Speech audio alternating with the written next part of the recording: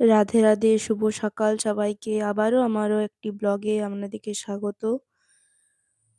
তো আমি গোপালদেরকে ঘুম ভাঙাবো, তার আগে মশারিটা আমি তুলে নিচ্ছি। এবার ঘন্টাটা বাজিয়ে নিচ্ছি। হাততালি দিয়ে প্রথমে ঘন্টা বাজিয়ে নিলাম, তারপরে আমি মশারিটা ভাঁজ করে সাইডে রেখে দিচ্ছি। তারপরে গোপালদের গায়ে ঢাকার যে কম্বলটা সেটাও তুলে সাইডে রেখে দিলাম। এবার গপুকে উঠিয়ে গপুকে তার প্যান্টটা ছাড়িয়ে ভালোভাবে তাকে তেল মাখিয়ে নিচ্ছি। ভালোভাবে স্নান করিয়ে নেব। তো স্নানের আগে আমি একটা শাঁখের ভিতরে আগরু আর গঙ্গার যে জল আছে, গঙ্গা মায়ের সে জল আমি মিশিয়ে নেব। যে গঙ্গা মায়ের জল, গঙ্গার জল আর আমি আগরুটা শাঁখের মধ্যে দিয়ে দিলাম।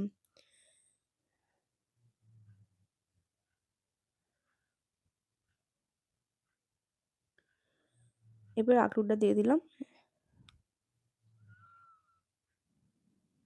এবার জলটা দিয়ে দেবো শাঁখের মধ্যে। গপুকে বসিয়ে দিলাম গামলাতে, আমার বড় গপুকে। এরপর শাঁখের মধ্যে জলটাকে মিশিয়ে ভালোভাবে গপুকে স্নান করাবো।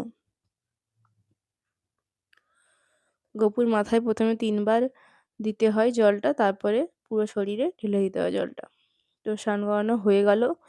এবারে গপুকে গাটা ভালোভাবে মুছিয়ে নেব, তারপরে গপুকে একটা সোয়েটার পরাবো। তো আমার এখানে যদি কোনো ভুল ত্রুটি হয়ে থাকে আপনারা অবশ্যই কমেন্ট করবেন। যেমন আমি জানতাম না শাঁখের মধ্যে গোপালকে স্নান করাতে হয়।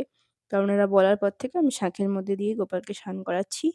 আর দেখুন গোপালকে স্নান করানো হয়ে যাওয়ার পরে সোয়েটারও পরিয়ে নিয়েছি। গপুকে দেখুন এবার চুল পরিয়ে নিচ্ছি আর মুকুটটা পরিয়ে নিচ্ছি। এবার আপনারা দেখুন। আর একটা প্লিজ অবশ্যই কমেন্ট করবেন যে আমার বড় গপুকে কেমন দেখতে লাগছে। দেখুন এরপর সিংহাসনে তাকে বসিয়ে দেবো। এরপর তার সিংহাসনে তার যা খেলনা, বাঁশি তো সমস্ত কিছু আমি দিয়ে দেব।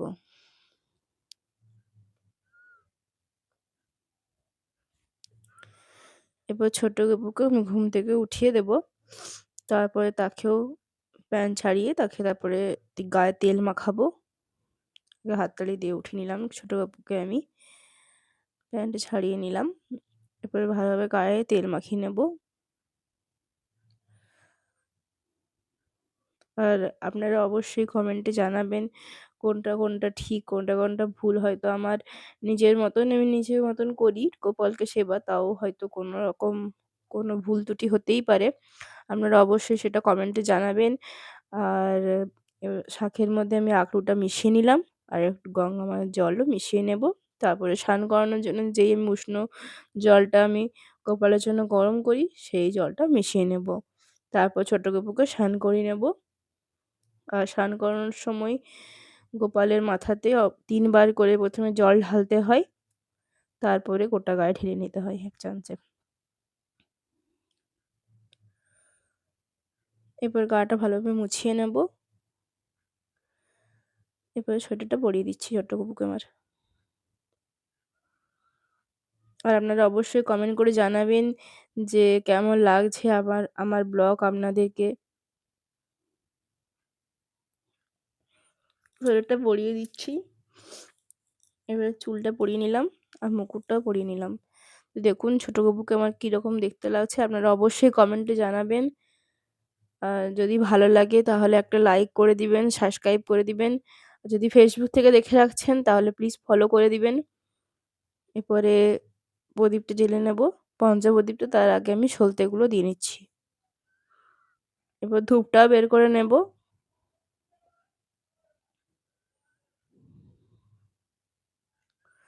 আর আমি এদিক ওদিক চারদিক সবার সাথে কথা বলি।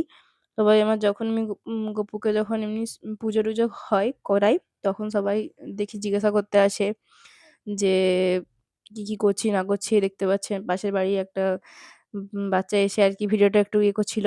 তার জন্য একটু ভিডিওটা আপ অ্যান্ড ডাউন হচ্ছে। তো আমি এবার ঠাকুরদেরকে এবার ফুল নিবেদন করব। তো ওই জন্য ফুলটাকে আমি গঙ্গার জল দিয়ে করে নিলাম, শুদ্ধ করে নিলাম। এরপরে ফুলগুলো নিবেদন করে দিচ্ছি। ১ম ছোট গপুকে দিয়ে দিলাম, আমার ২ গপুকে, তারপরে আমার ২ খাটুসোনা হাবলু-গাবলুদেরকে দিয়ে দিলাম। তারপর দেবাদিদেব মহাদেব, আরও আমার মা কালী আছেন, তারপরে হনুমানজি আছেন, লক্ষ্মী মা আছেন, সবাইকে আমি ফুল অর্পণ করে দেব। এরপরে আমি আমার পঞ্চপ্রদীপটা জ্বালিয়ে নিচ্ছি। আর এরপর ধূপগুলো আমি জ্বালিয়ে নেব।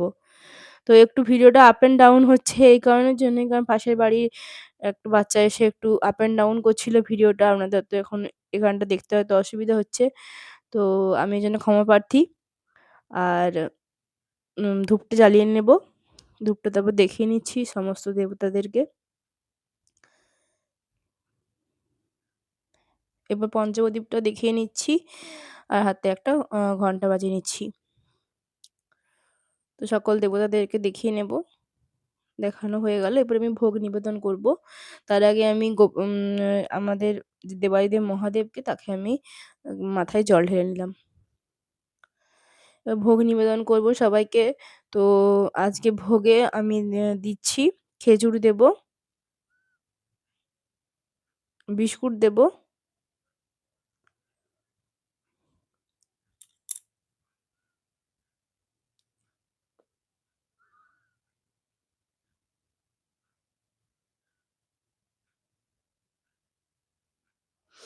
আর আমি গপুদেরকে বিস্কুট আর চকলেট দিচ্ছি।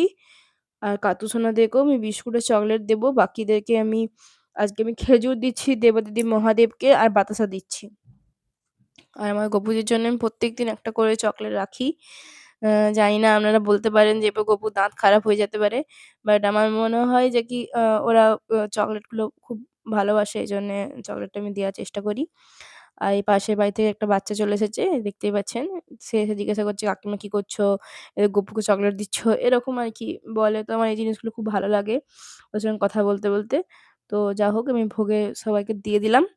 আ এরপরে আমি মুখশুদ্ধির জন্য একটা করে আমি ছোলা দিই। তো আমি দিয়ে দিলাম। কিন্তু আমি গপু সোনাদেরকে বা কাতু সোনাদেরকে আমি ছোলাটা দিই না।